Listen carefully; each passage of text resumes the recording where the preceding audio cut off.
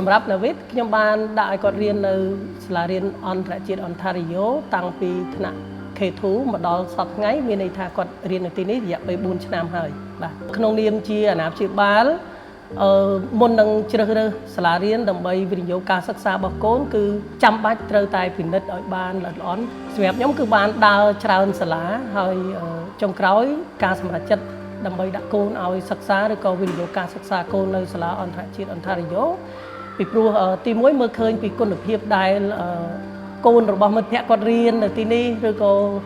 ក្មេងៗកូនដែលគាត់បានរៀនគឺគាត់ទទួលបានចំណេះដឹងនិងមានគុណភាពទី2គឺពេលដែលចូលមកដល់ទីតាំងសាលាផ្ទាល់គឺទទួលបានអារម្មណ៍កក់ក្ដៅពីការស្វាគមន៍បាទយ៉ាងកក់ក្ដៅហើយអារម្មណ៍ដែលខ្ញុំជាអាណាព្យាបាលទទួលបានជាអារម្មណ៍កក់ក្ដៅ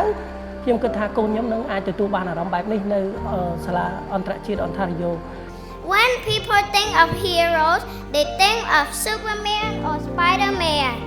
But my hero is not in a comic book. Can you guess who my hero is? My hero is my mom. She doesn't fly or fight bad guys, but she does something better. She makes my world safe, happy, and full of love. ខ្ញុំឃើញកូនរបស់ខ្ញុំមានការរីកចម្រើនទី1ណាវិទ្យធ្លាប់ពីក្មេងដែលមិនសូវមានភាពក្លាហានគឺគាត់បណ្ដុះបាននូវភាពក្លាហាននៅទីនេះគាត់មានអារម្មណ៍ចង់ចូលរួមរាល់ការប្រកួតប្រជែងនេះគឺជាអ្វីដែលយើងចង់បានយើងអត់ចង់ឃើញកូនយើងគឺជាក្មេងដែលគ្រាន់តែមករៀនទទួលចំណេះដឹងតែគាត់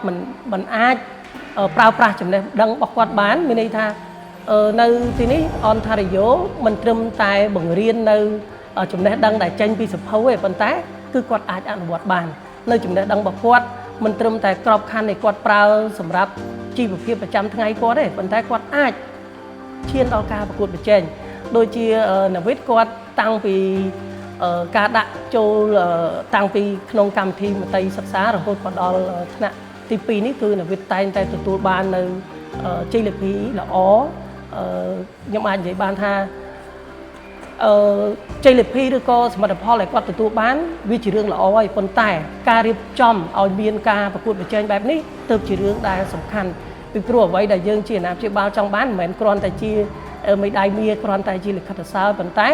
គឺជាសកម្មភាពមួយដែលរៀបចំកូនរបស់យើងឲ្យរួចរាល់មានន័យថាគាត់ ready សម្រាប់ថ្ងៃអនាគតនៅក្នុងពិភពលោកដែលកំពុងតែមានការប្រកួតប្រជែងបើសិនជាសិស្សទាំងអស់ឬក៏កូនរបស់យើងដែលទទួលបានចំណេះដឹងទៅគាត់ខ្វះនូវភាពក្លាហានក្នុងការប្រកួតប្រជែងខ្ញុំជឿថាគាត់ពិបាកនឹងរកដំណោះស្រាយនៅក្នុងជីវិតរបស់គាត់អញ្ចឹងចំណុចកន្លែងនេះគឺជាចំណុចមួយដែលខ្ញុំពេញចិត្តអំពីសមិទ្ធផលឬក៏ achievement របស់កូនខ្ញុំដែលបានធ្វើរយៈពេល4ឆ្នាំនៅសាលាអន្តរជាតិ Ontario បាទ Today I want to say thank you mom. Without you I cannot stand here. You are my real hero and my best friend. I love you so much.